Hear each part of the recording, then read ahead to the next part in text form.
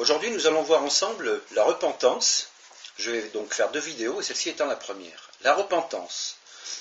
Il me semble que la repentance est un sujet négligé aujourd'hui dans la prédication de l'enseignement de beaucoup de prédicateurs, et pourtant elle est le premier pas du retour de l'être humain vers Dieu, afin d'établir entre lui et nous une véritable relation spirituelle, une réelle communion, indispensable à notre salut et à la vie éternelle.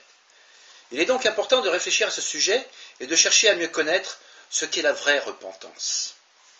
C'est le but du présent article.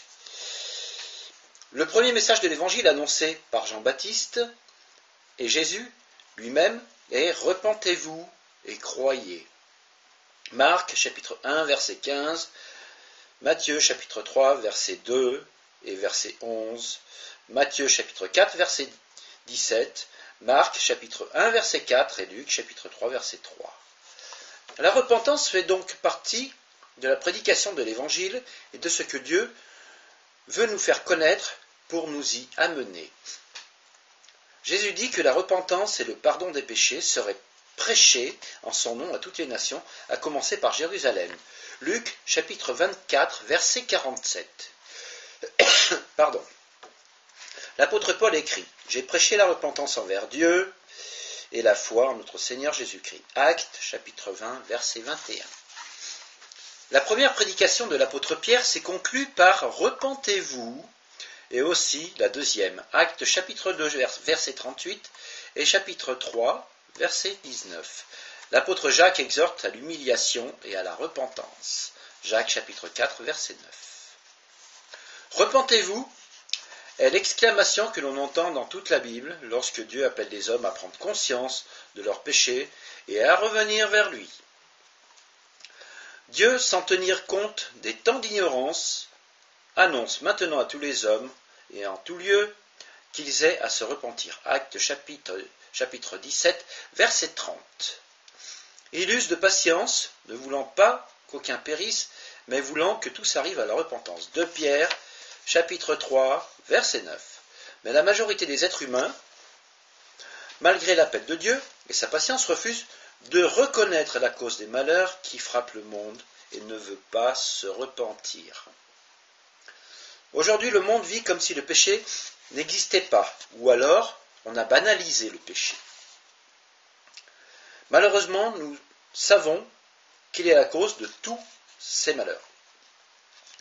Le mensonge, les meurtres, les vols, les impuretés de toutes sortes, les adultères, la sexualité débridée et pervertie, les mauvais désirs, les querelles, la cruauté, la brutalité, l'orgueil, l'ambition, l'incrédulité, et puis j'en passe, sont la cause de bien des souffrances. Malgré les fléaux qui frappent les hommes, ceux-ci refusent de revenir vers Dieu, comme les Juifs au temps de Jérémie, et selon ce qui est écrit aussi dans le livre de l'Apocalypse. Éternel, tes yeux n'aperçoivent-ils pas la vérité? Tu les frappes et ils ne sentent rien. Tu les consumes et ils ne veulent pas recevoir les instructions. Ils prennent un visage plus dur que le roc, ils refusent de se convertir. Jérémie, chapitre 5, verset 3. Les autres hommes qui ne furent pas tués par ces fléaux ne se repentirent pas des œuvres de leurs mains, de manière à ne point adorer les démons et les idoles d'or, d'argent, d'airain, de pierre et de bois, qui ne peuvent ni voir, ni entendre, ni marcher, et ils ne se repentirent pas de leurs meurtres, ni de leurs enchantements, ni de leur impudicité, ni de leur vol. Apocalypse, chapitre 9, versets 20 et 21. Et les hommes furent brûlés par une grande chaleur, et ils blasphémèrent le nom de Dieu, qui a l'autorité sur ces fléaux, et ils ne se repentirent pas pour lui donner gloire. Et ils blasphémèrent le Dieu du ciel à cause de leurs douleurs et de leurs ulcères, et ils ne se repentirent pas de leurs œuvres. Apocalypse, chapitre 16, versets 9 à 11.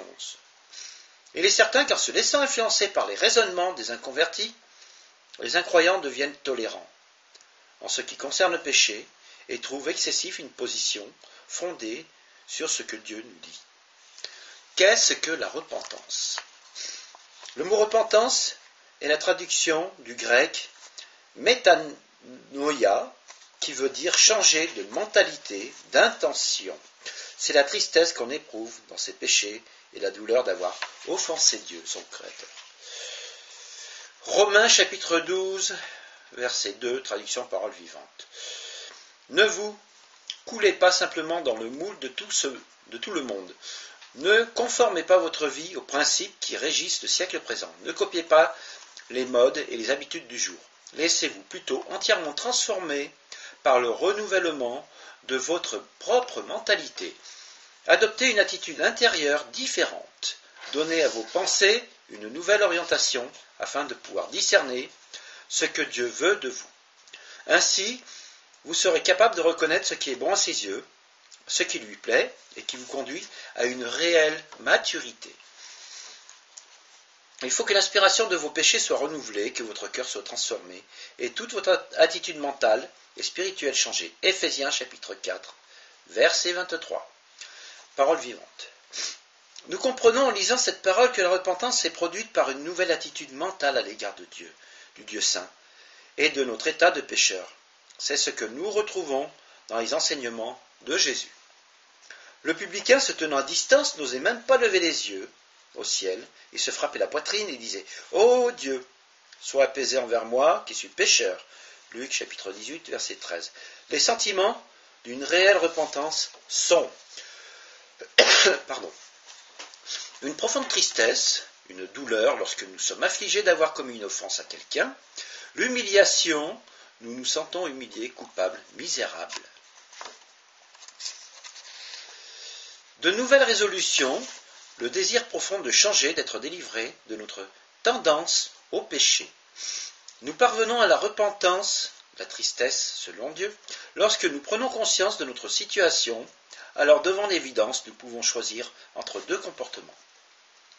Soit que cela nous laisse indifférents, car nous endurcissons notre cœur, comme Sédécias, un des rois d'Israël. Sédécias avait 21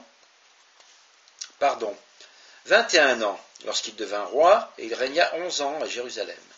Il fit ce qui est mal aux yeux de l'Éternel son Dieu, et il ne s'humilia point devant Jérémie le prophète qui lui parlait de la part de l'Éternel. Il raidit son cou et endurcit son cœur au point de ne pas retourner à l'Éternel, le Dieu d'Israël.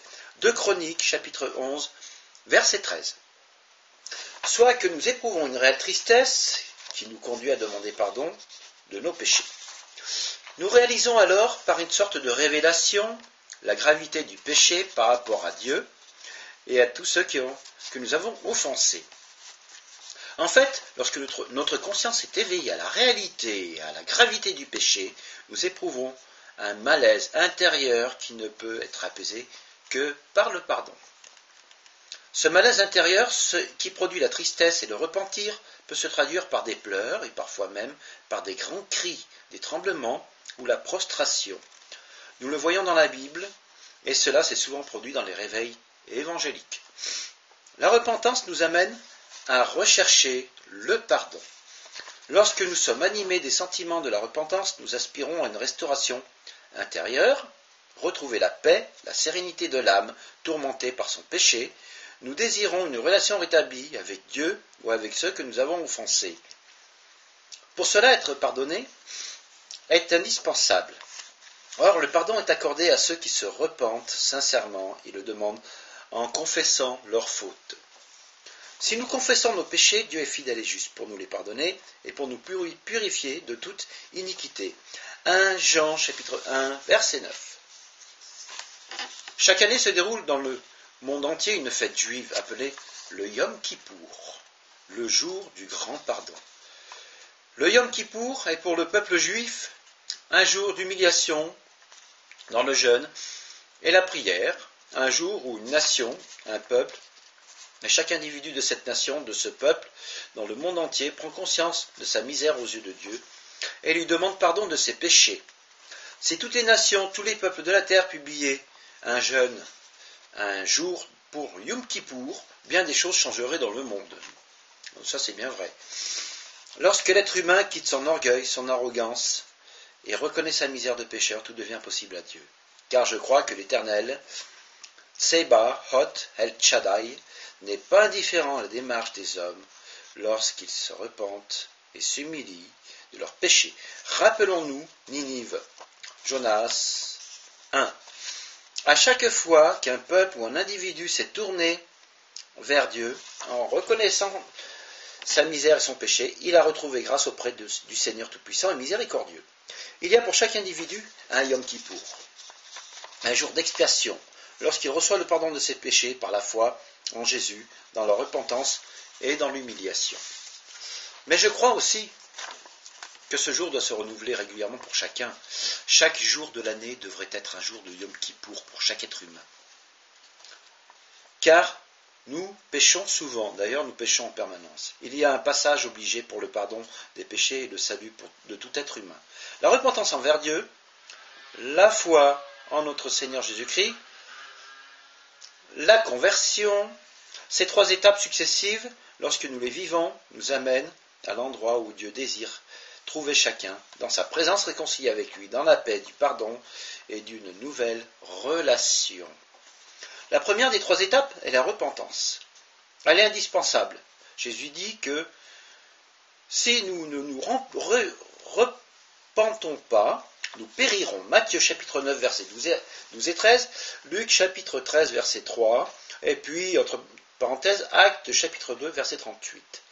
Si la foi est la condition essentielle du salut, Ephésiens chapitre 2 versets 8 à 10, Actes chapitre 16 verset 31, elle doit être appréciée d'une véritable repentance, une repentance sincère et reconnue.